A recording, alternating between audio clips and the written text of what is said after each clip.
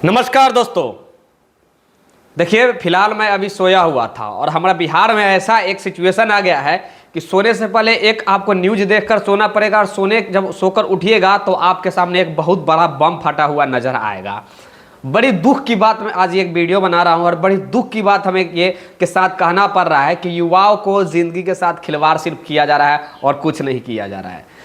मैं कभी भी वीडियो में इतनी जोर आवाज़ में, इतनी बुलंद आवाज़ में बातें नहीं किया हूँ, लेकिन आज करने के पीछे मेरी मजबूरी है और मुझे शर्म आती है, मुझे भी शर्म आती है कि मैं क्यों फंस गया इस आयोग और सायोग और ये कोर्ट कचहरी के चक्कर में। मतलब स्टूडेंट को सिर्फ बेवकूफ़ के अलावा कुछ नहीं समझा जाता है, सिर्फ बेवकूफ़ हैं हम और कुछ नहीं है। अब देखिए ना, एक बहुत बड़ा अभी बम फटा है बीपीएससी चेयरमैन अतुल प्रसाद जी के तरफ से, जिसमें कहा गया है कि हम अब निगेटिव मार्किंग नहीं लेंगे।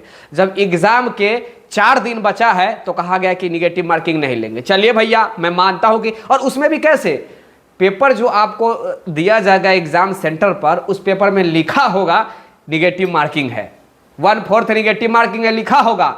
लेकिन अब निर्णय लिया गया है कि भैया निगेटिव मार्किंग नहीं रहेगा, आप लोगों को निगेटिव से नहीं डरना है। आंख मूंद कर 1 से लेकर 120 प्रश्न को पेंट करके आ जाना है, 2-4 नंबर उठ ही जाएगा। चलिए, मैं इससे सहमत हूं कि ये आयोग लेट सेट, लेकिन मानी, शुरू में मान जाती तो और अच्छा अभी रिजल्ट आता, लेकिन नहीं, अब जाकर मानी। वही है, देर भला लेकिन दुरुस्त भला। चलिए, एक चीज और आप समझ लीजिए कि बीएड वाले और एपियरिंग वाले के साथ क्या खिलवाड़ हो रहा है, ये भी ध्यान से सुन लीजिए भाई साहब। उन्होंने स्पष्ट तरीका से कह दिया है कि एपियरिंग वाले वैसे स्टूडेंट जो आवेदन तो कर दिए हैं लेकिन एग्जाम देंगे तो वो जानते हैं कि हम एग्जाम देंगे, अपना एक अटेम्प्ट को हम एडजस्ट कर रहे हैं, ले रहे हैं, एक अटेम्प्ट उसमें यूज कर रहे हैं। कहने का मतलब ये हुआ कि आप अपना एक अटेम्प्ट वहां पे दे रहे हैं, आपका एग्जाम निकले ना निकले डज नॉट मैटर। आप बीएड वाले हैं उससे भी कोई मैटर नहीं रखता है, आप एपियरिंग वाले भी हैं उससे भी कोई मैटर नहीं रखता है। खुदा न खास आप बीपीएससी क्वालिफाइड कर गए, सीटेट में फेल कर गए एपियरिंग वाले, तो आपका एक एपियरिंग काउंट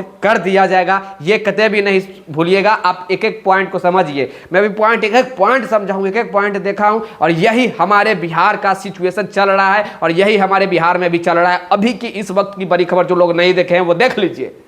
अतुल प्रसाद जी का बयान आया है, बीएड वाले तो एग्जाम देंगे लेकिन जब रिजल्ट आएगी, जब डॉक्यूमेंट वेरिफिकेशन होगा नौकरी के वक्त, उनको उस वक्त योग्य हैं वो या नहीं हैं उस वक्त वेरीफाइड किया जाएगा। यानी कि एग्जाम में आप अनड़ा कनड़ा लंगड़ा बनड़ा सबको बैठा लीजिए। इससे अच्छा है ऐसे एक क्लास से लेकर जो बच्चा पैदा हुआ है उन लोगों को भी इसमें मौका दे देना चाहिए, ताकि मन करेगा तो उनको नौकरी आप दीजिएगा, नहीं तो कम से कम वो भी कह सकेंगे आने वाले अपने भविष्य में कि हम बीपीएससी में बैठ चुके हैं। ये तो वही बात हो गई कि अनड़ा कनड़ा लंगड़ा सबको बैठा दो, जब नौकरी देने की बात आएगी तब हम योग्यता देखेंगे कि वो व्यक्ति योग्य है या नहीं हो। ये मैं ये नहीं कह रहा हूं कि बीएड वाले के साथ ये केवल खिलवाड़ हुआ है, ये बीएड डीएड और एपियरिंग सारे लोग के साथ हो रहा है।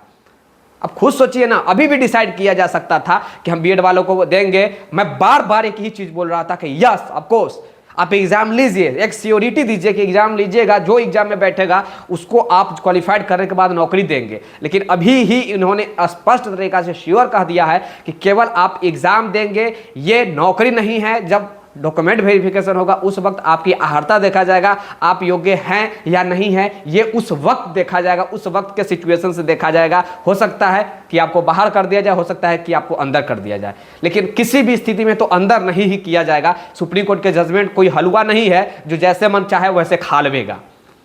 और ये बचने का मात्र एक ही उपाय है कि सबको ले लिया जाए एक बार एग्जाम, बाद में जिसको जहां मन वहां फेंक दिया जाएगा, उठा के फेंक दिया जाएगा। यही सिचुएशन है हमारे बिहार का।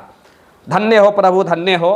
और इससे ज़्यादा मैं क्या कहूँ, सोने से पहले एक न्यूज़ देखकर सोना पड़ता है और जब सो कर उठिएगा तो पूरा भूचाल सब मचा हुआ रहता है। हमारे पास जब मैं सोकर उठा तो लगभग 40-50 कॉल आया हुआ था। अब 40-50 कॉल आया हुआ था, जब मैं देखता हूँ तो पता लगता है कि चेयरमैन साहब लाइव हैं। ये है हमारे सिचुएशन बिहार की। बड़ी शर्म की बात है, बहुत दुख हुआ। मुझे लग रहा था कि इसके लेकर आयोग जो है वो बहुत बड़े कदम उठाई बड़ी कदम, लेकिन अपने हित में उठाई, स्टूडेंटों को हित में नहीं उठाई ये कदम, 1% भी नहीं। एग्जाम देंगे लेकिन आप योग्य नहीं होंगे, ये बात आप ध्यान से सुन लेंगे।